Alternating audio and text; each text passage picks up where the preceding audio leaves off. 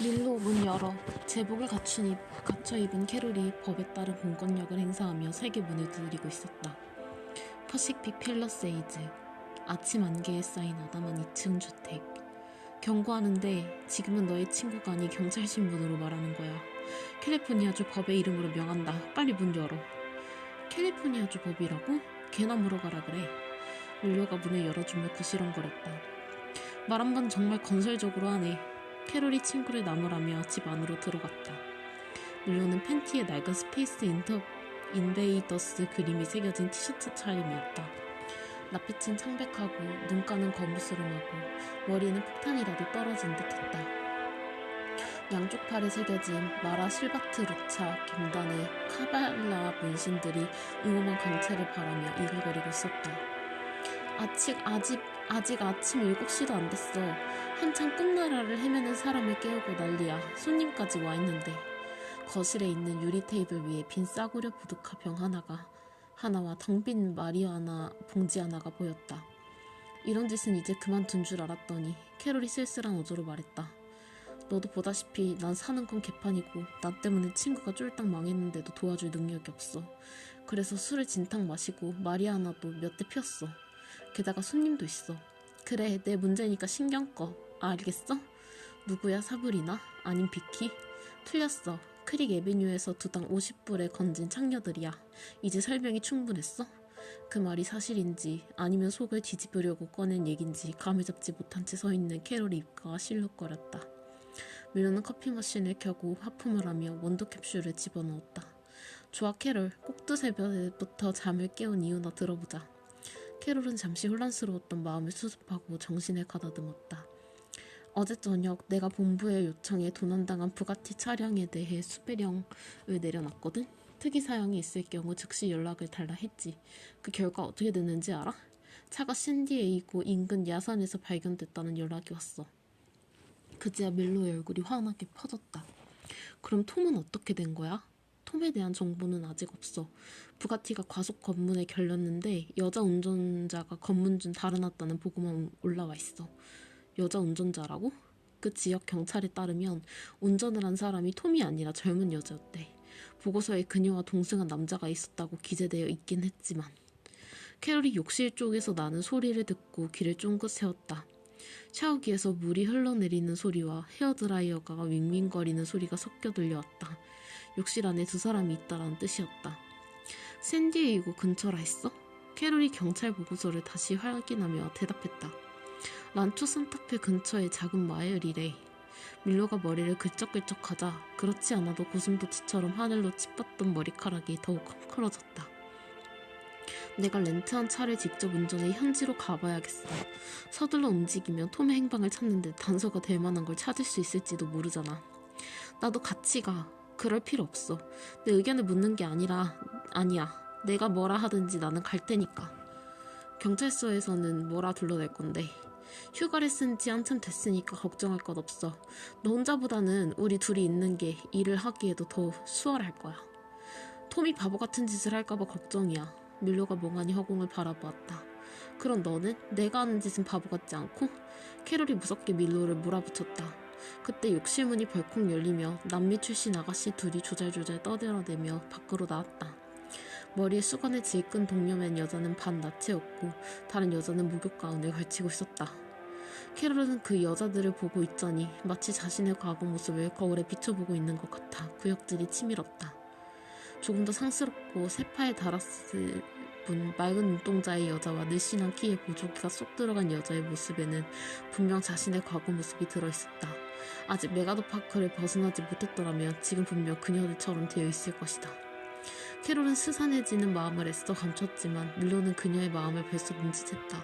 밀로는 부끄러운 마음을 애써 감췄지만 캐롤은 그의 마음을 이미 읽었다. 자, 나는 본부로 돌아가 휴가를 쓴다고 얘기해야겠어. 캐롤이 불편한 침묵을 깨며 말했다. 너는 샤워를 하고 나서 여자친구들을 집에까지 데려다줘. 그런 다음 1시간 후에 우리 집으로 와. 알겠지? 멕시코 바하반도 오전 8시. 나는 불안한 마음으로 한쪽 눈을 떴다.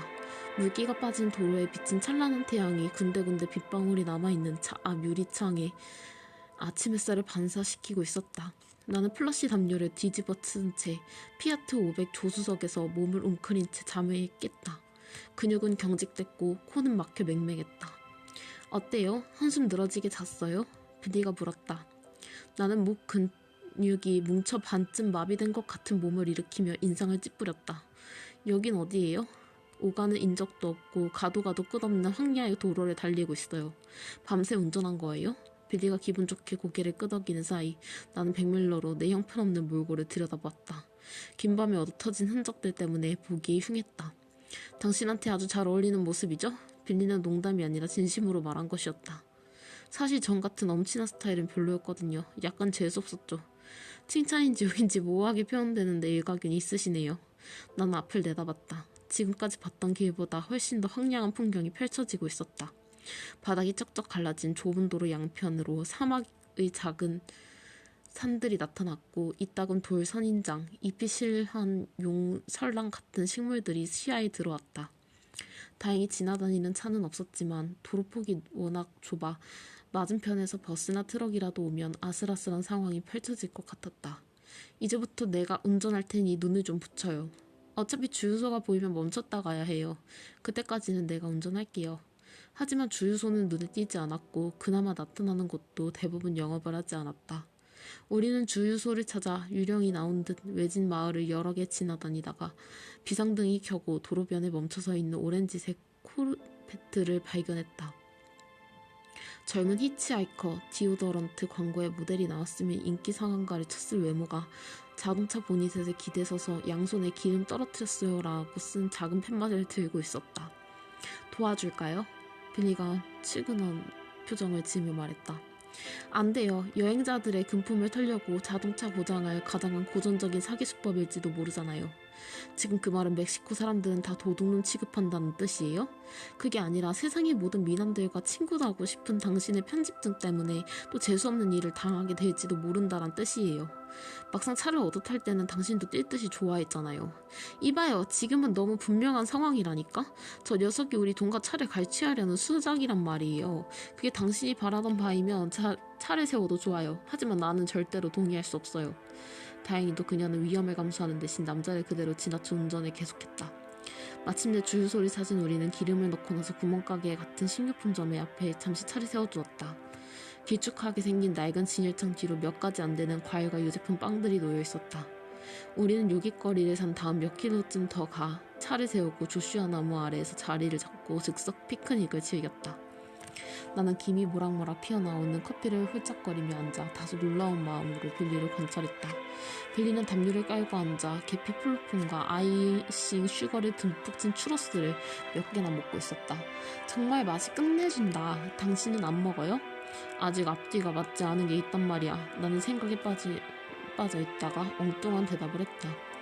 내 소설 속에 나오는 당신은 입맛이 까다로운 사람이거든요. 그런데 내가 지금까지 보아온 당신 손에 집히는 대로 입에 다 가져가는 사람이란 말이지. 빌리는 자신도 미처 의식하지 못한 사실이었다는 데 잠시 말이 없다가 그 이유를 설명했다. 그건 현실의 삶 때문일 거예요.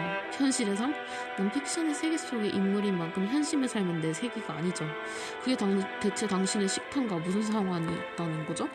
픽션의 세계에서보다 현실의 삶에서는 모든 게 더 맛있고 탐스럽게 살이 올라 있어요. 비단 음식만 그런 게 아니죠. 공기는 산소로 넘쳐나고 풍경은 형형색색이어서 매 순간 감탄사가 흘러나와요. 그 반면에 픽션의 세계는 어찌나 우중충하던지. 픽션의 세계가 우중충하다니요. 그건 사람들이 보통 얘기하는 것과는 상반된 생각이라는 거 알아요? 대부분 사람들은 불만족스러운 현실로부터 도피하기 위해 소설을 쓰거든요. 빌리가 더없이 진지한 목소리로 대답을 했다. 당신은 스토리를 만들고 감정과 고통의 느낌을 묘사하는 것에 뛰어난 사람일지 몰라요. 하지만 삶의 소금이 되는 깊은 맛을 그릴 줄 몰라요. 작가로서 그다지 듣기 좋은 소리는 아닌데요. 나는 그녀가 작가로서의 내 결점을 지적한다는 생각에 따지듯이 물었다. 당신이 말한 그 깊은 맛이라는 게 정확히 뭘 염두에 둔 말이죠? 빌리가 예를 찾으려 애를 쓰다 조금 전에 산 망고를 자르며 말했다. 예를 들어 이런 과일의 말이에요. 어떤 거요? 고운 얼굴에 바람결에 내맡기려는 듯 그녀가 고개를 하늘을 들고 눈을 감았다. 그러니까 바람이 우리의 얼굴을 훑고 지나가는 때의 느낌 같은 것. 난 도저히 무슨 말인지 모르겠군. 나는 동의하지 않는다는 뜻으로 입을 삐죽 내밀었지만 그녀의 말이 전적으로 틀리지 않다는 걸 알고 있었다. 나는 순간적인 경의를 포착하는데 서툰 작가였다. 왠지 그런 느낌은 나한테 잘 와닿지 않았다. 내 자신이 그 경의의 순간에 손에 잡을지도 그 즐길 줄도 모르는 사람이니 독자들에게 그 느낌을 제대로 전달한다는 건 아예 불가능한 일이었다. 아니면 가령 빌리가 눈을 뜨며 손가락으로 먼 곳을 가리켰다. 지금 저 언덕 뒤로 흩어지는 발그스름한 구름의 모습 같은 것. 빌리가 갑자기 자리를 털고 일어서더니 신이 나서 막 얘기를 했다. 가령 당신은 소설에 빌리가 디저트로 망고를 하나 먹었다고 쓰지 절대로 공을 들여 망고의 깊은 맛을 상세히 묘사하려 들진 않을 거란 말이죠. 빌리가 즙이 뚝뚝 떨어지는 망고 한 조각을 내 입안에 조심스럽게 밀어넣었다. 자, 맛이 어때요?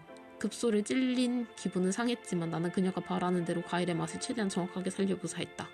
잘 익은 게 정확히 싱싱하고 조금 더 노력해봐요. 깊고 달콤한 맛, 진한 향의 과육이 입에서 살살 녹아요. 빌리가 흐뭇한 미소를 짓는 걸 보고 나는 계속 짓거렸다. 태양을 가득 머금은 황금빛 구름. 그렇다고 너무 오버하지는 말아요. 누가 들으면 청가상인들이 과일 선전에 나선 줄 알겠네. 당신은 내가 뭘 하든 트집이야. 빌리가 담요를 개들고 차를 향해 걷기 시작했다. 이제 뭔 이야기 하는지 알겠죠? 다음에 책을 쓸 땐 꼭 유념해야 할 부분이에요. 과일이면 종이 씹는 맛이 아니라 제대로 된 과일 맛이 나게 그려요. 과일의 오묘한 빛깔과 살이 붙은 입체감이 있는 세상에서 살게 해달란 말이에요. 샌디에이고 프리웨이. 조시 다 얼어붙겠네. 이제 창문 좀 올려줄래? 밀로와 캐롤은 1시간째 차를 달리고 있었다. 얘기를 해봤자 서로 기분만 망칠 것 같아 일부러 뉴스 채널에 라디오 주파수를 맞춰놓고 지역 정치를 주제로 이루어지는 토론 프로그램을 경청하는 척하고 있었다. 그렇게 고상한 말로 부탁하니까 기꺼이 서비스를 해줘야지. 캐롤이 창을 올려며 말했다. 이젠 내가 말하는 스타일까지 문제 삼고 싶어? 그래, 시도 때도 없이 쏟아지는 너의 저속한 말투를 문제 삼고 싶다. 어쩔래? 미안해. 난 펜대 잡는 글쟁이가 아니라 그런지 입이 좀 걸어. 그건 내가 이해해야지. 캐롤이 기가 막힌 듯 밀로의 얼굴을 쳐다보았다. 잠깐, 내게 정확히 하려는 얘기가 뭐야? 밀로가 미간을 찌푸린 채 라디오 볼륨을 높이고 말하고 싶지 않다는 무언가의 메시지를 던졌다가 갑자기 생각을 고쳐먹은 듯 캐롤의 아킬레이스건을 건드렸다. 너와 톰 사이에 무슨 일이 있기라도 했던 거야? 뭐? 넌 오래전부터 톰을 좋아했잖아, 안 그래? 캐롤은 기가 차서 말이 나오지 않았다. 너 정말 그렇게 생각하는 거야? 몇 년 전부터 넌 톰이 친구로만 여기지 말고 여자로 봐주기 고대했어. 적어도 내 생각은 그래. 너 이제부터 대마초 좀 끊고 독한 술도 그만 마셔라. 계속 그렇게 헛소리를 짓거렸다간 그냥 콱 뭐. 캐롤이 고개를 절레절레 흔들었다. 너란 놈의 창자를 드러내 아주 서서히 죽여주는 거지. 그리고 너와 똑같은 클론을 1만 명쯤 복제해 한 놈 한 놈씩 죽여버리는 것이지. 아주 고통스럽고 잔인하게. 이제 그만해. 무슨 뜻인지 대충 알겠으니까. 밀로가 캐롤의 말을 잘랐다. 멕시코. 달팽이처럼 느리긴 해도 차는 차곡차곡 주행거리를 쌓아갔다. 산이 그나치오를 지나왔는데도 우리가 탄 요구르트 병은 끄떡없이 잘 굴러가고 있었다. 난 참으로 오랜만에 마음이 편안했다. 차창 밖으로 펼쳐지는 풍경도 좋았다. 특히 마가담식 자갈도로의 냄새에서 느껴지는 알랄한 해방감이 마음에 쏙 들었다. 간판도 없는 허름한 시골 가게와 도로변에 방치된 고물 자동차들의 잔해를 지나쳐 달리다 보면 전설적인 66번 도로 위에 있는 것 같은 기분이 들었다. 그러다가 오후로 넘어가기 무섭게 우린 차 앞에 장애물이 나타났다.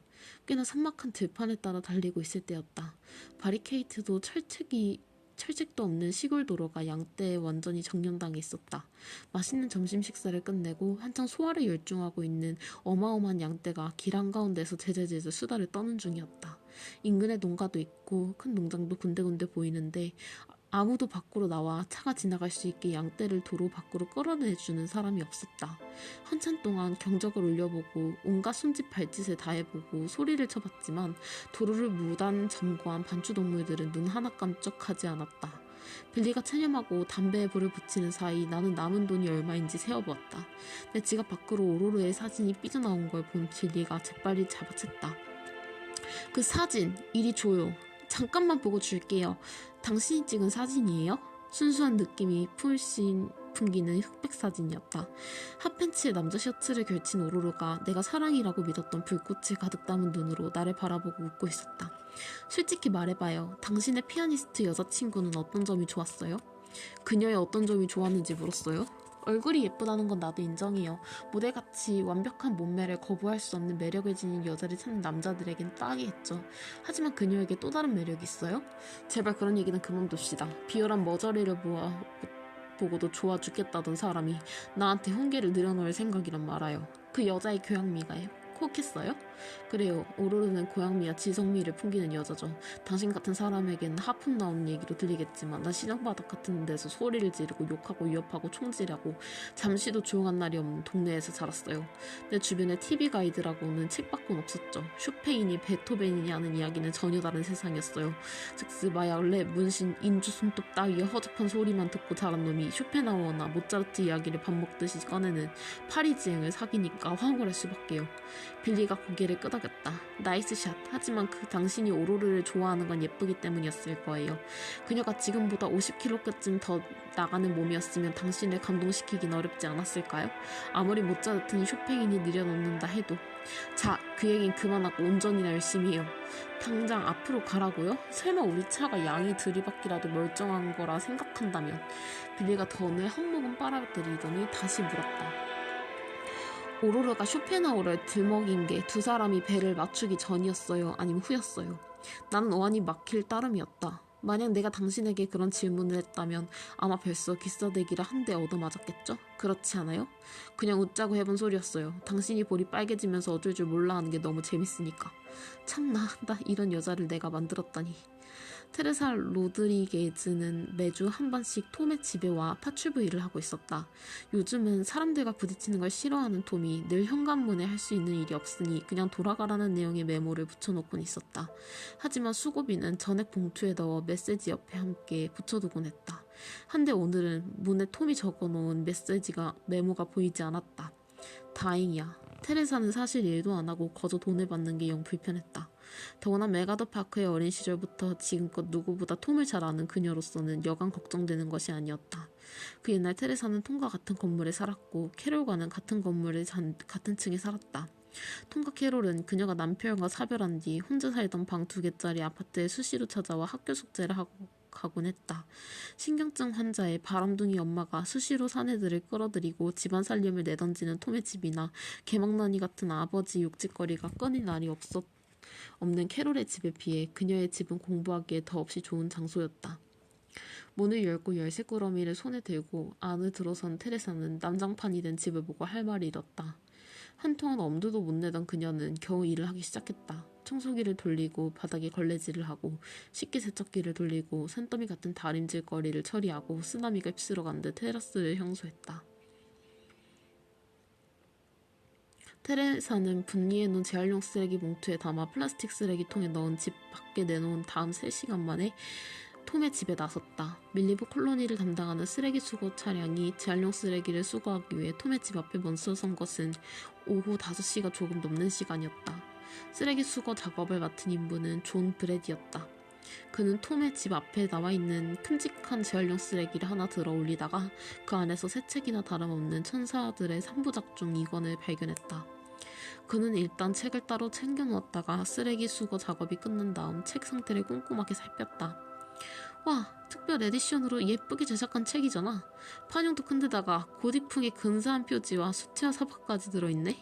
이미 1권을 읽은 존의 아내는 2권의 포켓판이 나오기만을 손꼽아 기다리고 있었다. 아내에게 책을 주면 몹시 좋아할 게 분명했다. 존 브래디가 책에 손을 들고 집으로 들어서자 아내 자넷이 생각대로 반색했다. 당장 부엌 식탁에 앉아 책을 읽기 시작한 자넷은 너무 열중한 나머지 저녁 요리를 준비한 그라팅 오븐에서 꺼내는 것을 깜빡했다. 존 브래디는 잠자리에 들어서도 책을 손을 놓지 못하는 아내를 보며 오늘 밤에는 마누라 손을 한번 잡아보지도 못한 채 적적하게 등을 돌리고 자야겠다고 마음먹었다. 그는 아내 손에 책을 쥐어주는 바람에 저녁도 굶고 아내와의 잠자리도 포기해야 하는 불행을 자초한 것이라고 여기며 언짢은 기분으로 잠을 청했다. 그는 아내 대신 모르페우스의 품에서 위안을 얻으며 서서히 잠 속으로 빠져들었다. 모르페우스는 기분 좋은 꿈으로 그를 위로해줬다. 그가 열렬히 좋아하는 LA 디저스가 월드 시리즈에 진출해 뉴욕 양키즈를 이기고 우승하는 꿈이었다. 그러나 꿈속에서 한창 행복에 처졌던 그는 아내가 소리치는 바람에 깜짝 놀라 눈을 떴다. 존! 옆에 있는 아내가 악을 쓰며 소리를 졌다. 당신 어떻게 나한테 이럴 수 있어? 어떻게 뭐가? 책 266페이지에서 딱 끊겼어. 나머지는 백지란 뿐이야. 그게 내 잘못은 아니잖아. 당신이 일부러 이 책을 구해온 거 아니야? 말도 안 돼. 무슨 근거로 그런 소리라는 거야? 어찌됐든 빨리 뒷이야기를 마저 읽고 싶어. 존이 안경을 쓰고 알림 시계를 들여다보았다. 지금은 새벽 2시야. 이 한밤중에 어디 가서 책을 구해오란 말이야? 마켓 24는 밤새도록 문을 열잖아 여보. 제발 새 책으로 한 권 사다 줘. 두 권이 한 권보다 훨씬 재밌단 말이야. 존은 한숨을 푹 내쉬었다. 기쁠 때나 괴로울 때나 함께하기로 언약하고 결혼 30년을 함께 살아온 아내가 아닌가. 오늘 밤은 괴로운 날에 속했지만 아내의 말을 들어주지 않을 수 없었다. 아직 잠이 들 깬 몸으로 힘겹게 일으켜 세운 존은 청바지와 두툼한 스웨터를 입고 차고로 내려왔다.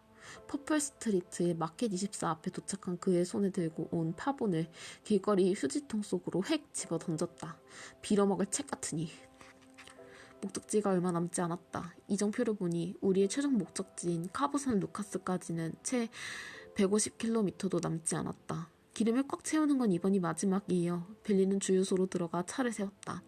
그녀가 엔진도 끄기 전에 티셔츠엔 파블로라는 이름의 명찰을 단 청년이 부지런히 움직이며 기름을 넣고 차 유리창을 닦아주고 있었다. 땅거미가 내려앉고 있었다. 빌리는 신눈을 뜨고 유리창 너머로 간이식당 메뉴가 적힌 선인장 모양의 팻말을 입고 있었다. 매일 바이오 프로틴 요거트 탄생. 배고파 죽겠네. 뭐 좀 먹고 가요. 저 간이식당에서 기름기는 많지만 맛이 무진장 좋은 음식을 팔 것 같은데? 그렇게 음식에 욕심내다가 소화불량 걸리겠어요? 괜찮아요. 당신이 고쳐줄 테니까. 친절한 의사 선생님 노르스라는 당신 모습이 상상만 해도 섹시한데요? 당신이란 사람 정말 중증이야. 이게 다 누구 탓인데 그래요. 그리고 진지하게 얘기하지만 가끔씩 고삐를 좀 늦추고 살아요. 걱정도 조금씩만 해요. 너무 두려워하지 말고 삶이 당신에게 주는 선물을 자연스럽게 받아들여요. 어라? 이제 나의 파울로 코엘료 흉내까지. 먼저 차에서 내려선 빌리가 식당으로 향하는 나무 계단에 올라섰다. 꽂기는 청바지에 바디라인이 그대로 들어가는 가죽 점퍼를 입고 은색 뷰티 케이스까지 든 카우걸 같은 차림에 주변 풍경과 너무나도 잘 어울렸다. 나는 파블로에게 기름값을 내고 그녀에게 계단을 올랐다. 차 문을 잠그게 열쇠를 이리 줘요. 괜찮아요. 제발 사서 걱정하지 말아요. 차는 잠시 잊어버리고 나와 함께 또르띠아와 푸아브롱, 파르시나 사주고 마체에 대해서 멋지게 묘사해봐요. 마음이 약한 나는 마지못해 식당 안으로 그녀를 뒤따라 들어갔다. 그때만 해도 식당에서 나름 좋은 시간을 보내고 나왔겠구나 생각했다. 하지만 그런 생각은 이 비현실적인 여행길에 오르기 시작했을 때부터 악착같이 우리를 뒤쫓으며 걸딱 먹이는 것에 재미를 붙인 불행의 여신의 존재를 계산에 넣지 않은 착각에 불과했다. 아니 자동차! 내가 막 테라스에 앉아 옥수수 크레이프의 맛을 보려는데 빌리가 더듬거리며 말했다. 뭐요? 자동차가 보이지 않아요. 빌리가 주차장을 가리키며 황망한 표정을 지었다. 나는 음식은 입에 대보지도 못하고 식당을 뛰쳐나왔다. 뭐 사서 걱정하지 말라고? 고피를 늦추고 살라고? 당신이 나한테 충고랍시고 한 소리 맞죠? 내 이럴 줄 알았다니까. 그놈들한테 차에 기름까지 꽉 채워 선물한 꼴이 됐잖아. 빌리가 아주 잠시 동안 무안해하더니 특유의 냉소적인 태도로 돌아와 생사람을 걸고 넘어졌다. 차를 도둑질 당한 걸 알고 있었던 사람이 왜 돌아가 차문을 잠그고 오지 않았는데요? 결국 당신이나 나나 피장파장이네요. 나는 다시 한번 그녀의 목을 조르고 싶은 충동이 이른 걸 초인적인 의지를 동원해 겨우 참았다. 이제 우리는 차도 짐도 몽땅 털리고 달랑 몸만 남게 되었다. 삽시간에 깔린 깜깜한 어둠이 내리더니 슬금슬금 차디찬 냉기가 옷 속을 파고들기 시작했다. 닌투 산타페 보안관 사무실. 서전트 알바레즈가 당신의 동행입니까? 그 말뜻은 밀로가 운전면허증과 부가티 보험증을 꺼내며 부보안관에게 되물었다. 약간 민망해진 그의 유리창 너머에서 다른 직원과 함께 서류를 작성하느라 여념이 없는 캐롤을 가리키며 보다 더 분명하게 물었다. 저기 저 여자분이 당신과 그냥 친구 사이입니까? 아니면 여자친구입니까? 왜요? 캐롤에게 데이트 신청이라도 하게요? 솔직히 말해 아직 남자친구가 없으면 생각이 있어요. 정말이지. 밀로에게 의도를 의심받지 않은 선에서 적당한 표현을 찾기 위해 고심하던 그는 스스로 생각하기에도 어설픈 짓을 하고 있다는 생각이 들었는지 말끝을 흐렸다. 당신은 보안관 직분에나 충실하세요. 생각 있다면 한번 데이트를 신청해보던지. 내 주먹이 당신의 축주가리로 날아가는지 안 날아가는지 정말 궁금하다면 말입니다. 따가운 맛을 본 보안관에 밀로의 서류를 확인하고 나서 부가티 열쇠를 내밀었다. 이제 차를 가져가도 좋습니다. 모든 절차상의 문제가 해결됐습니다. 앞으로는 아무에게나 차를 빌려주지 마세요. 아무에게나 빌려준 게 아니라 절친한 친구 놈이었습니다. 그럼 앞으로는 친구를 가려서 사귀어야겠습니다. 밀러의 입에서 싫은 소리가 튀어나오려는 찰나 캐롤이 사무실 안으로 들어왔다. 보안관님, 검문 당시 운전석에 앉아있던 사람이 여자였던 게 맞습니까? 서전트 알바레즈, 날 믿어도 좋아요. 난 여자인지 남자인지 정도는 구분할 줄 아는 사람이니까. 혹시 조수석에 탑승한 남자가 이 사람이 맞습니까? 캐롤이 톰의 사진이 표지에 박힌 소설책을 그의 눈앞에서 흔들어 보았다.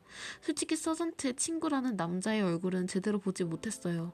난 그저 연한 금발머리 아가씨와 이야기를 나눴죠. 아가씨가 보통 내기가 아니더군요. 밀로는 그에게 더 물어봤자 시간 낭비라 생각하고 서류를 돌려달라고 했다. 보안관이 서류를 돌려주며 입이 근질근질해 더 이상 못 참겠다는 듯 물었다. 팔에 새긴 문신, 마라 실바트 로차 같은데 맞습니까? 인터넷에서 그 갱단에 대한 정보를 본 적이 있죠. 누구든 그 갱단에 한번 가입하면 죽기 전에는 빠져나오지 못하는 것으로 나와 있을 텐데 말입니다. 인터넷에 올라온 글이 곧이곧대로 다 믿으면 안 되죠. 밀러가 사무실을 나서며 한마디 했다. 주차장으로 나온 밀러는 차의 상태를 꼼꼼히 살폈다. 차 상태는 깨끗한 편이었고 연료도 넉넉하게 들어있었다. 트렁크 안에 짐 가방들이 그대로 실려있는 것으로 보아 톰이 황급히 차를 버리고 도주했을 가능성이 농후했다.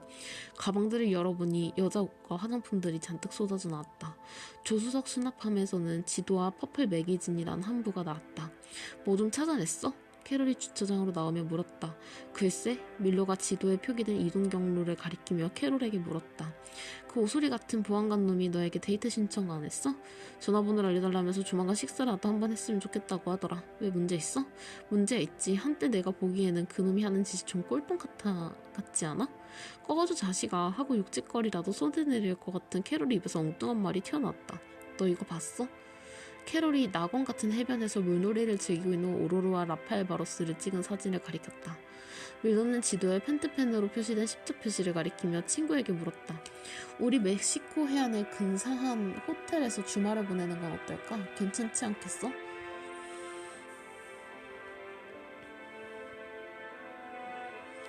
빌리가 틴테스 레이스가 달린 실크 반소매 잠옷에 주름진 부분을 쓰다듬으며 말했다. 내 여자친구에게 이걸 한번 선물해봐.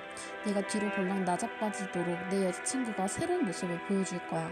세상에 이런 게 있었나 싶을 만큼 화끈하고 끝내주는. 파블로의 눈이 휘둥그레졌다. 빌리는 벌써 10분 동안 주유소 아르바이트를 하는 청년의 스쿠터와 자신의 뷰티 케이스를 맞교환하려고 애쓰고 있었다. 이거야말로 진짜 죽여주는 건데 말이야. 빌리가 가방을 열어 뚜껑의 결정면이 다이아몬드처럼 빛나는 크리스탈병을 꺼내 보여주었다. 그녀가 뚜껑을 열더니 신비스러운 분위기를 조성하며 마치 놀라운 마술이라도 한 장면 보여줄 것처럼 폼을 잡았다. 어서 향기를 들이어 마셔봐. 빌리가 향수병을 청년의 코 가까이 가져다 댔다. 코를 톡 쏘면서 정신을 후리는 향기가 맡아지지? 왠지 음산하면서 교태가 줄줄 흐르는 냄새가? 제비꽃, 석류, 핑크페퍼, 제스민의 에센스에 취해보라니까. 어린애 타락시키려고 작정했어요? 이제 그만해요. 괜히 사고나 치지 말고. 내가 보다 못해 끼어들었다. 하지만 이미 최면술에 걸려든 파블로의 귀에는 빌리가 떠들어대는 소리가 모두 아름다운 음악처럼 들릴 뿐이었다. 이 머스크, 프리지아, 일랑일랑 꽃이 발산하는 향기에 취해보란 말이야. 난 아무래도 미심쩍은 생각이 들어 스쿠터를 자세히 살펴보았다. 이탈리아산 베르파 스쿠터를 복제해 멕시코 국내에서 1970년대에 생산해 유통시킨 짝퉁 오토바이였다. 별도 도장을 수십 번은 갈아치웠을 것 같은 스쿠터의 외관에는 가지각색 스티커들이 화석처럼 박혀 있었다. 심지어 1986년 멕시코 월드컵이라는 스티커도 붙어 있을 정도였다. 그런 와중에도 빌리의 허위 거대 광고는 계속되고 있었다. 파블로, 내 말 잘 들어봐.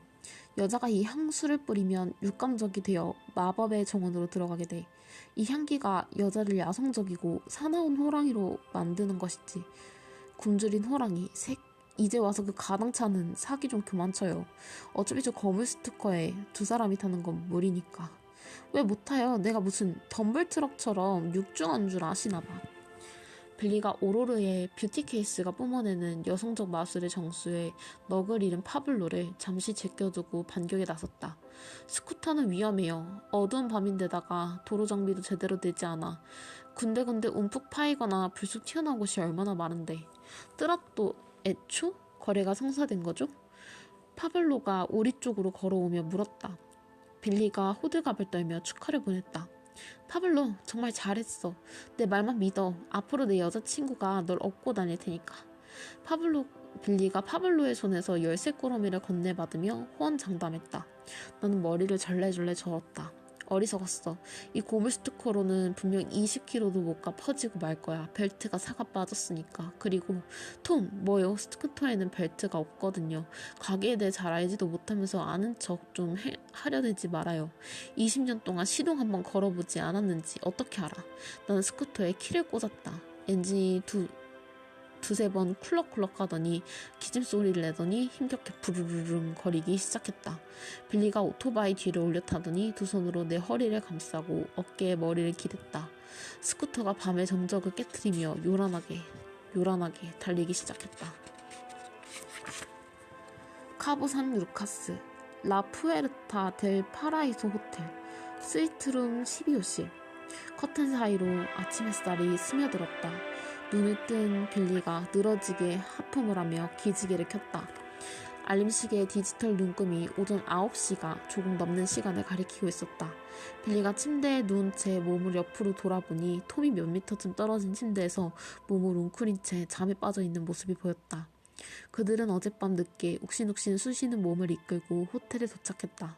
파블로의 골동품 스쿠터가 목적지를 10여 킬로미터 앞두고 수명을 다한 바람에 두 사람은 마을에서 이곳 호텔까지 몇 시간 으르렁대며 싸우면서 걸어왔다. 핫팬츠와 끈달린 탱크톱 차리의 빌리가 마룻바닥으로 내려선 다음 살금살금 소리를 죽이며 소파 쪽으로 걸어왔다. 방에는 퀸사이즈 침대 2개 말고도 중앙에 벽난로가 있었고 멕시코 전통 가구와 평면 스크린, 각종 멀티미디어 플레이어, 와이파이 인터넷 등 현대 첨단 전자제품들이 구비된 널찍한 거실이 있었다. 한기가 느낀 빌리가 톰의 재킷을 집어 케이프처럼 걸어 입은 다음 통 유리창을 열고 밖으로 나갔다. 빌리는 테라스에 발을 내딛는 순간 숨이 멎는 것 같았다. 어젯밤에는 몸이 녹초가 되어 한시 바삐 잠을 자야겠다는 생각에 급급해 미쳐 주변 경치를 즐길 여유가 없었다. 그런데 아침에 일어나 보니 빌리는 햇살이 가득한 테라스 앞쪽으로 걸어갔다. 태평양과 코르테스 해가 만나는 바하반도 최남단의 풍경이 발 아래에 마법처럼 펼쳐져 있었다. 그녀는 입가에 미소를 머금고 눈에는 반짝이는 보석을 품은 채 난간에 기대어 섰다. 100여 채 정도 되는 아담한 집들이 산을 병풍 삼아 옹기종기 느려서 있었고 그 앞에는 사파이어 빛깔의 바다에 몸을 담근 백사장이 길게 펼쳐져 있었다. 천국으로 통하는 문이라는 뜻의 라 푸에라 델 파이아소라는 호텔의 이름이 전혀 어색하지 않은 풍경이었다. 빌리는 아마추어 전문가 투숙객들을 위해 설치해둔 만원경에 눈을 가져다 댔다. 그녀는 하늘이나 산을 관찰하는 대신 호텔 야외 수영장을 향해 초점을 맞췄다. 물이 찰랑찰랑 넘쳐흐르는 수영장이 3층에 걸쳐 해변에 이르면서 대양과 합쳐지는 듯한 착각을 불러일으켰다. 집으로 지붕을 엮은 호상가옥 여러 개가 파란 바다에 떠있는 작은 섬들처럼 사람들을 맞이하고 있었다. 부지런한 사람들은 벌써 일광욕으로 하루를 시작하고 있었다. 망원경에 눈을 고정시킨 빌리의 입에서 감탄사가 저절로 터져나왔다. 저 카우보이 모자를 쓴 남자는 젠장 보노라고 해도 믿겠어. 그리고 저 아이들을 데리고 있는 키 큰 금발머리는 클라우디아 쉬퍼랑 완전 빼박이네. 저기 머리를 위로 말아 올린 머리에서 발끝까지 문신을 한 섹시한 갈색머리. 어머나 저건. 그렇게 몇 분간 눈요기를 하던 빌리는 서늘한 바람이 불자 갑자기 한기를 느끼고 등나무 의자에 몸을 웅크리고 앉았다. 양 어깨를 손으로 비비며 몸을 덮이던 그녀는 재킷 안쪽에서 무언가 불룩하게 솟은 게 손에 잡히는 걸 느꼈다. 톰의 지갑이었다. 오소리가 다 해진 오돌토돌한 가죽 소재의 지갑은 부피가 두툼했다. 그녀는 호기심이 있는 바람에 전혀 거리낌 없이 지갑을 열었다. 지갑이 두툼했던 건 샤갈의 그림을 저당 잡히고 받은 지폐들이 잔뜩 들어있기 때문이었다. 빌리가 정작 관심을 가진 건 돈보다는 다른 내용물이었다. 어제 잠깐 본 적이 있는 오로르의 사진을 뒤집어 보니 뒷면에 여자 글씨체로 이렇게 적혀 있었다. 사랑, 그건 당신이 내 단도가 되고 내가 그 단도를 집어들고 내 안을 후비는 일이다. 에이, 어디서 베껴 쓴 게 분명하네. 로맨틱하면서도 고딕적인 분위기를 주기 위해 일부러 고통을 쥐어짜내며 자기적으로 표현한 이기적인 문구에 불과해. 빌리는 사진을 다시 제자리에 집어넣은 다음 지갑 속에 다른 내용물을 살피기 시작했다. 신용카드 몇 장, 여권, 에드빌 2알 외에 별다른 건 없었다. 그럼 지켓 포켓 밑에 불룩 튀어나온 이건 대체 뭐야? 조금 더 꼼꼼하게 지갑을 이리저리 돌려가며 살펴보다니 안감 비슷한 것을 지갑 속에 덧대고 굵은 실로 깨맨 부분이 눈에 띄었다. 예기치 않았던 발견에 깜짝 놀란 그녀는 머리를 묶었던 헤어클립을 풀어 뾰족한 끝으로 바느질 솔기를 조금 뜯어 벌렸다. 그리고 나서 지갑을 살살 흔들더니 반짝이는 금속 물체가 손바닥으로 툭 떨어졌다. 권총의 탄피였다. 빌리의 심장이 무섭게 다른박질 치기 시작했다. 엄청난 비밀을 훔쳐보았다는 생각에 그녀는 서둘러 다시 카트리지 케이스를 안감 속으로 밀어넣었다. 그런데 그 안에서 또 다른 물체가 잡혔다.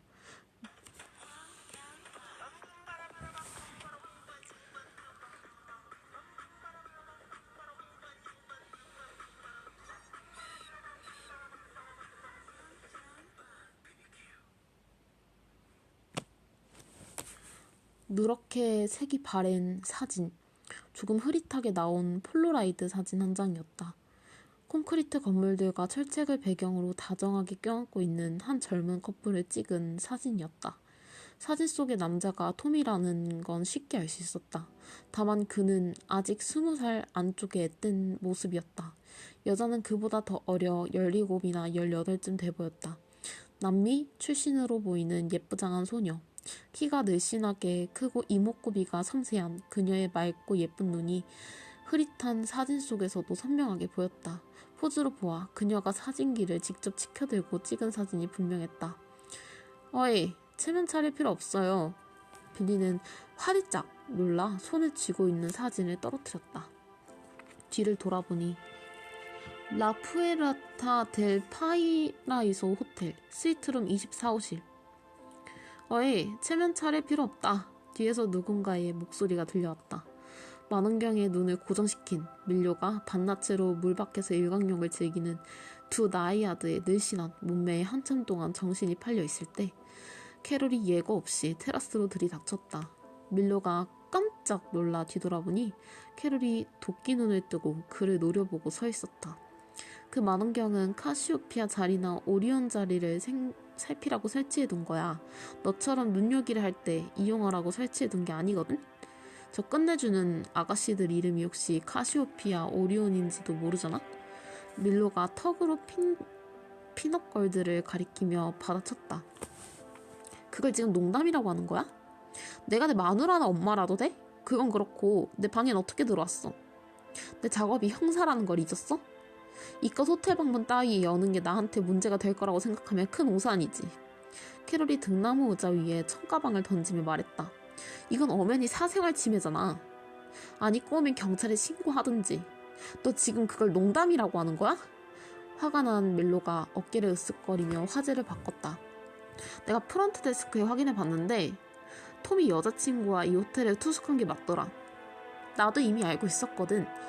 내가 조사한 바로 스위트룸 12호실 침대 2개짜리 방에 들어갔더군. 넌 그나마 침대가 2개라 안심이지? 캐롤이 한숨을 푹 내쉬었다. 그런 소리를 할 때마다 넌 똥인지 된장인지 구분도 못하는 돌대가리 같아. 그럼 오로르는? 그녀에 대해서는 좀 알아봤어? 그야 당연하지. 이번에는 캐롤이 망원경을 들고 해변을 향해 렌즈를 고정시켰다. 캐롤은 투명한 파도가 핥고 지나간 드넓은 모래시장을 주의 깊게 살펴보았다. 내가 수집한 정보가 확실하다면 오로르가 지금 있어야 할 곳은 바로 여기야. 캐롤이 망원경의 방향을 고정시키고 나서 멜로에게 자리를 내주었다. 해변 가까이에서 오로르가 섹시한 점프수트 차림으로 리파엘 바로스와 수상스키를 즐기고 있었다. 저 남자 꽤 괜찮아 보이지 않아? 캐롤이 밀로를 옆으로 밀치고 다시 망원경을 차지했다. 내 눈에는 저 녀석이 정말 괜찮아 보여? 지독하게 취향이 까다롭지 않은 이상 저 정도면 인정해줘야지. 저 각진 어깨에 운동선수다운 가슴 봤어? 얼굴은 배우처럼 생겼는데 저 딱 벌어진 어깨는 그리스 신화에 나온 신들보다 더 다부져 보이잖아. 이제 됐으니까 그 정도로 끝내라. 밀로가 구시렁거리며 다시 캐롤을 밀치고 망원경을 차지했다. 오리온과 카시오페 아가씨들을 보라고 비치해준 물건으로 지금 뭘 보고 있는 거야? 캐롤이 새로운 눈요깃거리를 물색하기 시작하는 밀로를 보고 피식 웃었다. 저 갈색머리 여자, 노클러 스타일로 머리 틀어 올린 여자, 저 여자. 그래, 그 여자 맞아. 캐롤이 그의 말에 자르며 화제를 돌렸다. 이제 눈요기는 그만하고 호텔비를 어떻게 할 생각인지 얘기해줄래? 전혀 대책이 없어. 밀로가 씁쓸한 표정을 지으며 말했다. 그가 눈요기 장난감에서 눈을 떼더니 의자에 놓인 가방을 들어 올리며 캐롤 앞에 앉았다. 이 가방 꽤 무게가 나가더군. 안에 뭐가 들었는데 그래? 톰한테 전해줄 거야. 밀로가 추가 설명을 요구하는 표정으로 미간을 찌푸렸다. 어제 아침 너희 집 가기 전에 톰의 집에 잠깐 들렸거든? 톰의 행방을 찾았는데 단서가 될 만한 게 없는지 좀 뒤져볼 생각이었어. 톰의 방으로 올라갔는데 그새 벽에 걸려있던 샤갈의 그림이 없어진 거야. 젠장. 너 혹시 톰의 비밀 금고 숨겨놓은 걸 알고 있니? 그림 뒤에? 밀로가 잠시나마 다시 희망이 부풀었다. 혹시라도 톰이 비상금으로 챙겨둔 돈이 나와 조금이라도 빛을 갚을 수 있을지도 모르는 일이었기 때문이다. 갑자기 호기심이 발동하더니 비밀번호 조합해서 금고 열어보고 싶더라고. 그래서 결국 금고 열었어? 199-40707을 넣으니까 열리더군. 너의 말로는 그 번호만 보고 번쩍 떠올랐다라는 거야? 마치 신의 계시처럼? 밀로가 빈정거렸다. 캐롤은 밀로의 냉소적인 반응을 철저하게 무시했다. 톰의 생일이었던 것 같아. 1994년 7월 7일. 그 말에 밀로는 갑자기 얼굴 표정이 어두워지며 나지막한 목소리로 툴툴거렸다. 그때는 내가 너의 곁에 없었어. 그렇지? 그래, 넌 감옥에 있었지. 바로 그 순간 천사가 밀로의 가슴을 향해 우수의 화살을 몇 개 쏘고 지나갔다. 유령과 악마들은 그가 조금이라도 경계를 늦추게 기다리며 늘 그의 주변을 배회했다. 그의 머릿속에서 대조적인 이미지들이 겹쳐지고 있었다.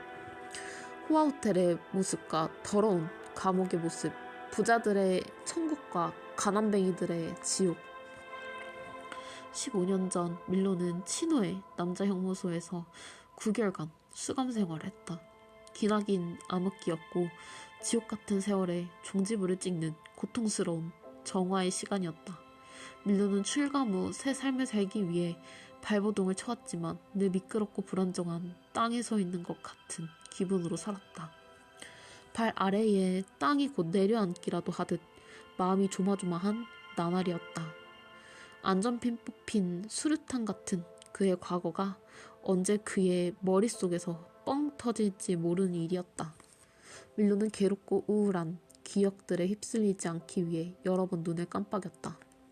금고 속에 뭐가 들어있는데? 밀로가 딱딱한 목소리로 물었다. 내가 톰에게 20번째 생일로 선물한 거. 뭔지 봐도 돼? 캐롤이 고개를 끄덕였다. 밀로가 가방을 들여 테이블에 올린 다음 지퍼를 열었다. 지금 남의 물건으로 뭐 하시는 거예요? 나는 빌리의 손에 지갑을 낚아챘다. 신경질 내지 말아요.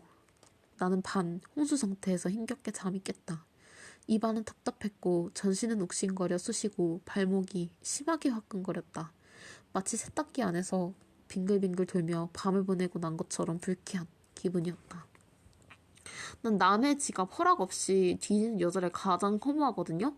어떻게 내가 혐오하는 걸 다 가지고 있죠, 당신은? 그만해요. 다 누구 탓인데 그래요. 사생활은 중요한 거예요. 당신이 살아오는 동안 한 번도 책을 본 적 없는 여자라는 건 알지만 기회가 생기면 솔제니친이 쓴 책을 한번 읽어봐요. 우리가 누리는 자유는 다른 사람이 우리 삶에 모르는 것을 기반으로 한다. 아주 고개가 절로 끄덕여지는 내용이 써놨으니까. 난 그저 균형을 바로잡고 싶었을 뿐이에요. 빌리가 변명을 했다. 웬 균형? 당신은 내 인생에 대해서 모르는 게 없잖아요. 그만큼 내가 당신의 인생에 약간의 호기심을 느끼는 건 자연스러운 귀결이 아닐까요? 아니요. 내가 보기엔 전혀 자연스럽지 않아요. 지금 우리에게 벌어지고 있는 일 중에서 자연스러운 일은 없어요. 당신은 당신에 속했던 픽션 세계를 떠나지 말았어야 했고 나는 이 여행에 당신을 따라 나서지 말았어야 했어요. 오늘도 아침 고슴도치처럼 유난히 까칠하게 구시네. 적반하장도 유분수지. 지금 도리어 나한테 핀잔을 줘? 이봐요. 당신이 아전 인수에 뛰어난 사람인진 모르겠지만 나는 어림없어요. 이 아가씨는 누구예요? 빌리가 포에드로드 사진을 가리키며 물었다. 교황님의 여동생. 대답이 됐어요?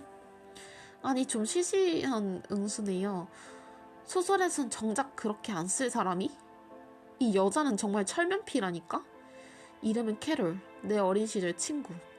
친구 사진을 왜 신주단지 모시듯 지갑에 모시고 살아요? 나는 경멸하는 눈빛으로 그녀를 흘겨보았다. 아 됐어요. 빌어먹을. 당신의 캐롤 따위는 어차피 관심도 없었으니까. 빌리가 화를 내며 테라스로 나섰다. 나는 고개를 숙여 손에 들고 있는 누렇게 색이 바랜 사진을 내려다보고 있었다. 몇 년 전 지갑 속에 넣고 꿰맨 다음 한 번도 꺼내본 적 없는 사진이었다. 사진을 찍었던 날의 추억이 되살아났다. 머릿속이 아득해지며 나는 어느새 16년 전 그 시절로 되돌아가 있었다. 내 팔에 안긴 캐롤이 소리를 질렀다. 잠깐 움직이지 마. 치즈. 찰칵 드드드드드드드. 즉석사진기에서 사진이 빠져나오는 특유의 소리가 귓가에 생생하게 들려오는 듯했다. 캐롤이 하지 말라는데도 억지로 사진을 낚아채 들여다보는 내 모습이 보였다. 헤이 조심해. 손가락 자국 생기겠어. 마르게 놔둬. 캐롤이 빨리 말리려고 폴라로이드 사진을 흔들며 도망치는 나를 쫓아오는 게 보였다. 나도 좀 보자. 마법 같은 3분간의 기다림. 캐롤은 내 어깨에 기대 필름 위에서 서서히 사람 형상이 드러나는 순간을 조마조마하게 지켜보고 있었다. 캐롤이 드디어 나타난 사진을 보며 한바탕 크게 웃었다. 빌리가 아침 식사 쟁반을 타크 원목 테이블에 내려놓았다. 오케이, 당신 물건을 뒤진 건 정말 잘못했어요. 솔제니친인지 뭔지 작가의 말에 나도 동감이에요. 사람은 누구나 비밀을 간직할 권리가 있죠. 나는 상당히 마음이 진정되었고 그녀도 아까보다는 한결 차분히 보였다. 그녀는 내 잔에 커피를 따라 주었고 시간이 필요 없이 바로 취향 맞는 친구와 연결됐어. 안녕. 지금 바로 배민 배달로 주문하세요. 나는 빵에 버터를 발라 그녀에게 건네주었다. 그런데 그날 무슨 일이 있었어요? 빌리가 결국 호기심을 참지 못하고 물었다. 하지만 그녀의 목소리에서는 더 이상 엿보기 욕망이나 병적인 호기심이 느껴지지 않았다.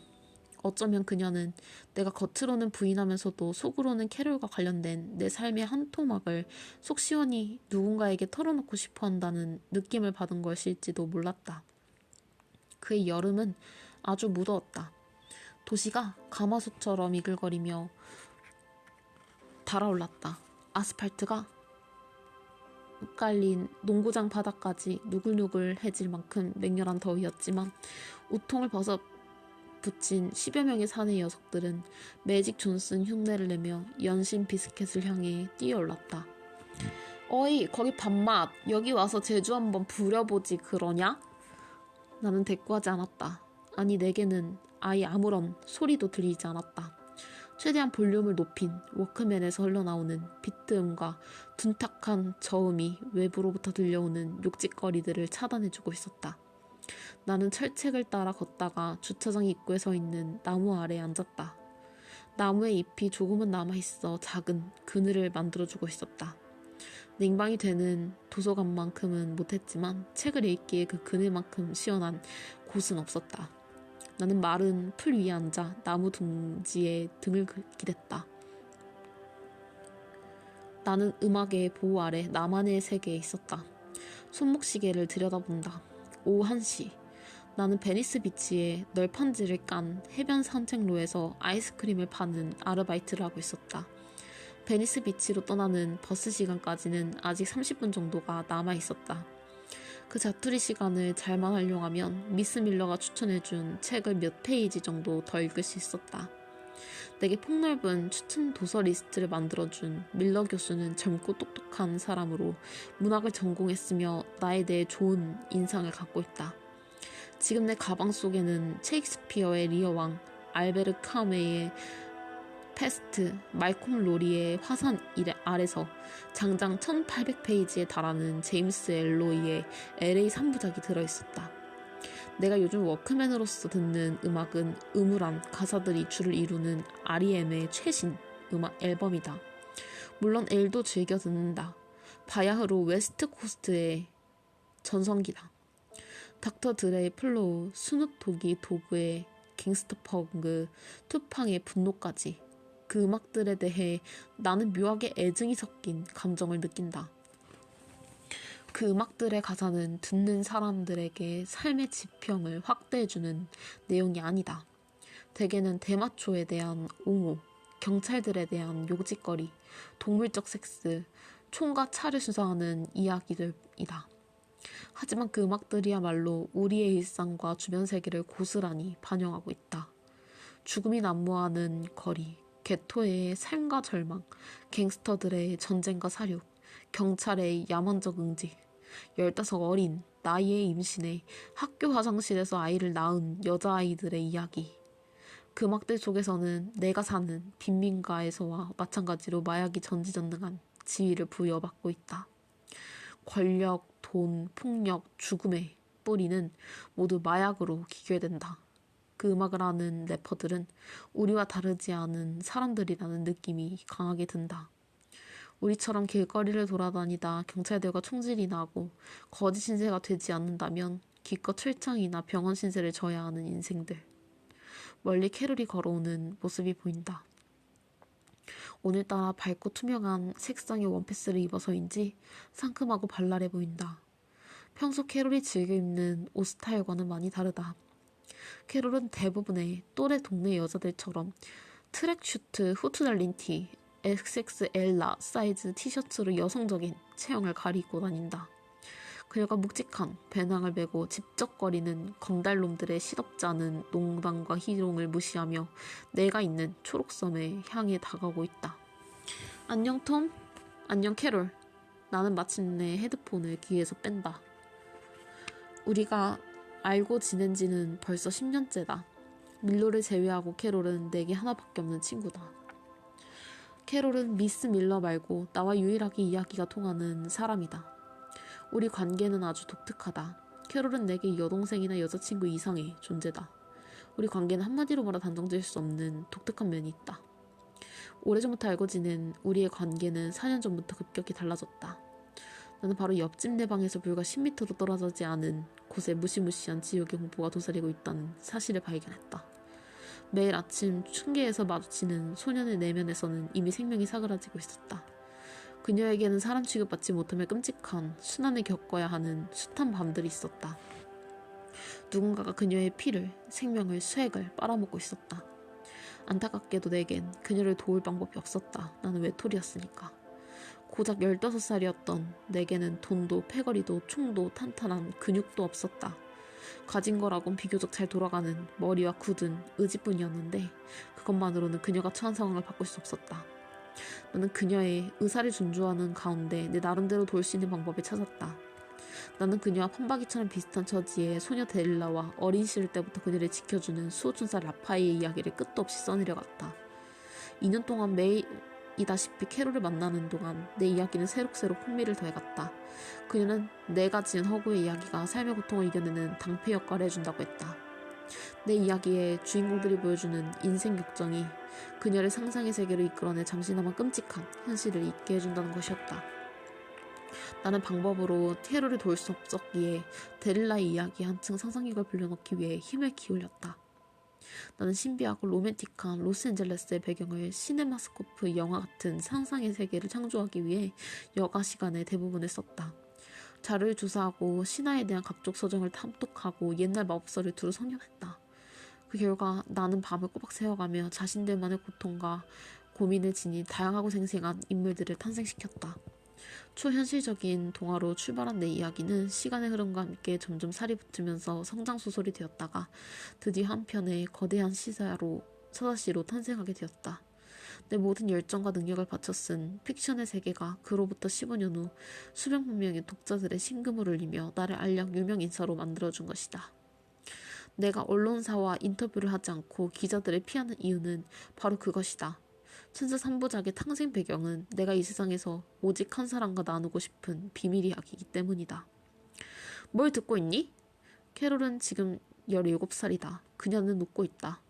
다시 생명력과 힘으로 미래에 대한 계획으로 내면을 가득 채운 그녀는 무척이나 아름답다.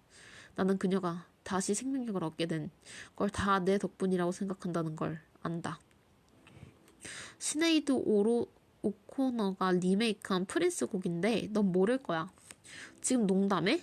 나 싱컴페이즈 투 유를 모르는 사람이 대체 어디 있다고? 캐롤이 내 앞에 섰다. 그녀의 가벼운 실루엣이 7월의 하늘을 배경으로 도드라져 보인다. 시네라나 돔에서 하는 포레스트 검프 보러 갈까? 어제 개봉했는데 내용이 괜찮더라. 난 열이 없이 대답한다. 그럼 비디오 클립에서 그라운드워크 데이를 빌려보거나 엑스파일즈 녹화를 돌려볼까? 난 안 되겠어, 캐롤. 오늘 오후에 일을 해야 되거든. 그럼. 캐롤이 아리송한 분위기를 풍기며 배낭에서 코카콜라 캔을 하나 꺼내더니 샴페인이라도 되는 양 마구 흔들어댄다. 그럼 지금 당장 내 생일을 축하해줘야겠구나. 내가 뭐라 불평할 사이도 없이 그녀가 마개를 딴 콜라를 내 가슴과 머리에 흠뻑 젖도록 쏟아붓는다. 캐롤, 그만해. 너 돋았어? 왜 그러는 거야? 걱정 마. 라이트라서 얼룩이 지워지지 않을 거야. 그걸 말이라고 해? 나는 화난 척하며 옷에 묻은 콜레를 닦아낸다. 기분 좋게 웃는 캐롤의 모습을 보고만 있어도 마음이 행복해진다. 우리가 지금처럼 계속 20살로 머무는 게 아니잖아. 그래서 너한테 꼭 특별한 걸 해주고 싶었어. 캐롤의 말에는 비장감이 서려 있었다. 캐롤은 다시 가방에서 큼지막한 선물꾸러미를 꺼내 내게 건넨다. 한눈에 봐도 포장부터 고급인 게 진짜 상점에서 산 선물 같다. 손에 받아든 선물이 너무 묵직해 나는 영 무안하다. 돈이 없기에 캐롤이나 나나 마찬가지다. 이런저런 아르바이트를 해서 버는 몇 푼 안 되는 돈은 대부분 학비에 보태고 있기 때문이다. 자, 어서 열어봐. 마냥 도물주처럼 서있지 말고. 마분지 포장 상자에 속하는 내가 봉잡을 수 없는 물건들이 들어있다. 나 같은 아마추어 글쟁이한테는 성배나 다름없는 찰리 디킨스의 만년필이나 헤밍웨이의 로열 타자기보다 더 귀한 선물이었다. 최고급 노트북인 파워북 540C. 2달 전부터 나는 컴퓨터스 클럽 앞에를 지나다닐 때마다 진열장에 있는 그 노트북에서 눈을 떼지 못한다. 컴퓨터 사용도 훤히 외우고 있었다. 33M HZ 프로세서, 500MB 하드디스크, 액티브 매트릭스 액정 디스플레이, 내장 모뎀, 배터리 지속시간 3시간 30분, 최초의 트랙패드 도입, 3kg이 조금 넘어가는 최고의 작업용 컴퓨터이지만 가격은 무려 $5,000나 된다. 너한테 이 비싼 노트북을 받을 순 없어. 무슨 소리야? 받아도 돼. 나와 그녀는 동시에 감정이 북받친다. 그녀의 눈에 이슬이 고여있다. 필시 내 눈에도 고여있을 것이다. 이건 선물이 아니야. 이건 내 책임감이야. 캐롤, 난 도대체 무슨 말 하는지 모르겠어. 나는 언젠가 내가 데릴라 이야기와 천사 3부작을 글로 쓰기를 원해. 그 이야기가 다른 사람에게도 따스한 위안이 되길 바래. 그 이야기라면 연필이나 만년필로도 충분히 쓸 수 있어. 물론 그럴 수야 있겠지. 하지만 이 선물엔 대가가 있어. 넌 나와 반드시 약속을 해야만 하는 거야. 나는 할 말을 잃는다. 이 엄청난 돈은 어디서 났어, 캐롤? 걱정하지 마. 내가 다 알아서 처리했으니까. 그리고 몇 초 동안 우리는 아무런 말이 없다. 나는 캐롤을 품에 꼭 안아주고 싶었다. 아니 키스라도 해주고 싶었다. 아니 사랑한다는 말이 튀어나올 것 같은 심정이었다. 하지만 그녀와 나는 아직 그런 사이까지는 아니다. 그래서 나는 그녀에게 언젠가 꼭 그 이야기를 소설로 쓰겠다고 약속한다. 소코치는 감정을 억누르기 위해 그녀가 가방 속에 있던 마지막 물건을 꺼낸다.